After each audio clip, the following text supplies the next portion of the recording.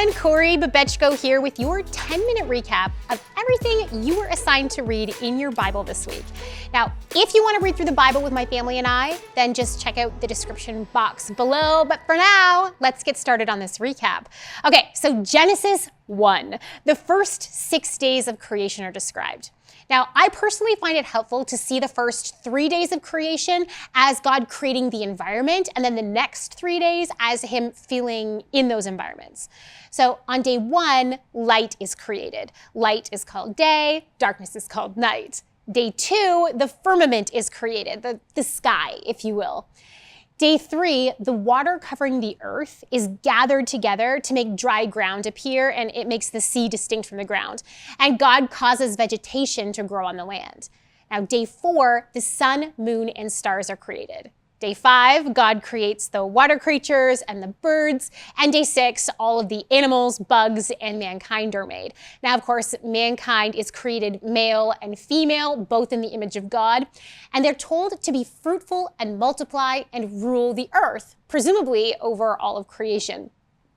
Now, Genesis 2 records the 7th day of creation, which is a rest day for God. He's done creating. And so the tradition of taking a Sabbath day of rest is made here. Now, a second account of creation is also given. This time, it focuses in on the creation of humanity. So Adam, the first man, is made out of the dust of the earth, and God breathes life into his body. God puts Adam in the garden in Eden and forbids him to eat from the tree of the knowledge of good and evil, that one rule. Adam then names the animals, and the first woman is made from Adam's rib. Mankind is now complete. In Genesis 3, the serpent speaks to Eve, and unfortunately, she decides to eat from the tree of the knowledge of good and evil. Now, the Bible tells us that Adam, who was with her, follows her in this act. Now, the humans feel the effects of their sin pretty much immediately. They feel vulnerable, they feel afraid, and God confronts them, and he doles out consequences for this behavior. The serpent is cursed. Eve will now have great pain in childbearing and in her relationship with Adam. And Adam will struggle to produce food from the earth. Mankind, of course, will also now die because they're banished from the garden and, importantly, from that tree of life whose fruit was keeping them alive. Genesis 4 gives us the story of Adam and Eve's first children, Cain and Abel. When Abel's offering to God is accepted and Cain's rejected, Cain becomes angry, disregards God's good advice, and murders his brother. Now, God comes in with a discipline for Cain, who is banished.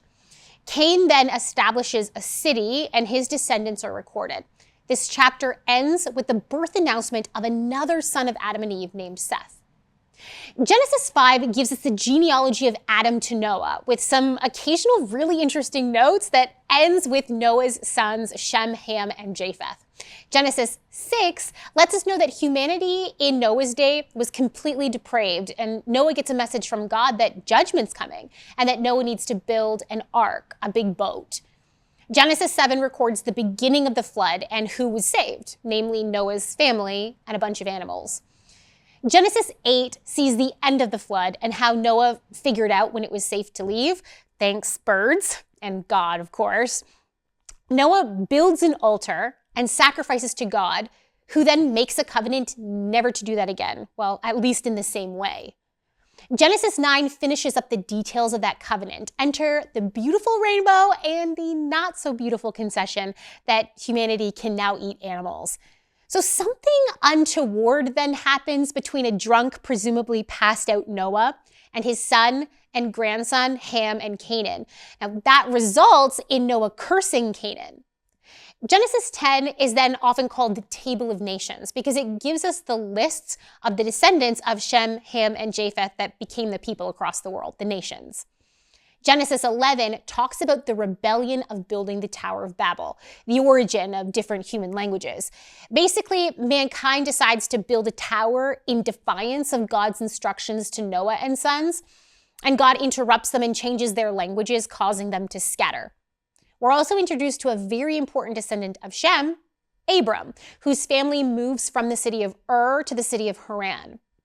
Then in Genesis 12, God calls Abram to branch out on his own and travel to Canaan, and God will make him a great nation and a great blessing. So Abraham goes, but we see a bit of his unsavory side when he goes to Egypt during a famine, lies about his wife Sarai, and lets her become betrothed to Pharaoh. We get to see God's favor towards Sarai as he protects and saves her in a miraculous way. Genesis 13 shows us that it seems Abram's house had become too big to live together, so his nephew Lot branches out on his own and moves away. In Genesis 14, we get to see how formidable Abraham really was when he's forced to lead his fighting men into battle to save Lot. Now, Abraham then tithes his spoils of war. That means that he gives 10% of it to a priest of God, mainly Melchizedek, from the city of Salem. Lots more to come on that guy later in the Bible. Genesis 15 contains the all-important Abrahamic covenant, well, at least part of it. Here we have God promising to give Abram a son as he's currently childless, and again, to give him the land of Canaan. A very significant ceremony, albeit weird to us in the 21st century, accompanies this covenant. In Genesis 16, Abram and Sarai take matters into their own hands and have a child through a surrogate, Hagar. But once pregnant, Hagar doesn't seem to be satisfied to just stay the surrogate. A big family rift ensues that sees pregnant Hagar running away. God finds her, though, makes a covenant with her, and sends her back to Abram's household. Neither one of them could run away from their mistakes. Genesis 17 records God's covenant of circumcision with Abram. All the males born into his household would be circumcised, and Abram and Sarai are renamed to Abraham and Sarah. Abraham laughs at the idea of Sarah having a son. She's well beyond her fertile years, but God corrects him. Genesis 18 has Abraham and Sarah entertaining supernatural visitors, one of them being a manifestation of God himself. And Abraham ends up negotiating for the survival of the wicked cities of Sodom and Gomorrah. In Genesis 19, we get an up-close look at some of what's going on in those cities as two angels go for a visit and end up rescuing Lot and his family from the destruction of the cities. His wife doesn't make it, though, and the aftermath for that family is a pretty sad, incestuous tale.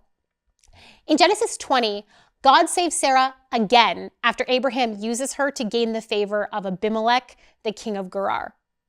Genesis 21 records Isaac's conception and birth, finally, the promised son of Abraham and Sarah. All is not great, however, because Hagar and Ishmael get banished from the family for mistreating Isaac. God rescues them again, though, faithful to his earlier promise to Hagar. The famous almost sacrifice of Isaac is recorded in Genesis 22. God tests Abraham by asking for this human sacrifice of the promised child, but of course doesn't allow Isaac to be harmed, instead providing a ram for the sacrifice. Genesis 23 tells us of the death of Sarah and about the plot of land with a cave on it that Abraham bought as a family tomb to inter her in. Genesis 24 records how Isaac got married to Rebekah. It involved a servant of Abraham traveling to the family's relatives back in Mesopotamia and proposing a union.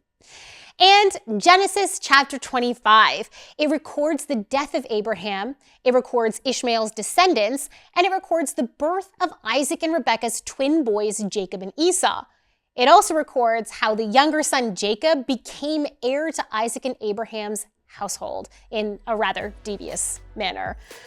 All right, so there we go. Genesis 1 to 25 recapped. Now, if you're curious and you want to hear my commentary on these Bible passages, then please check out the weekend show where me and my husband discuss them.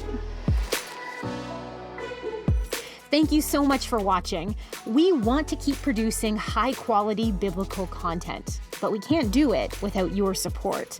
If you feel called to support us, please click the link in the description under Donate. Your support really means a lot to us.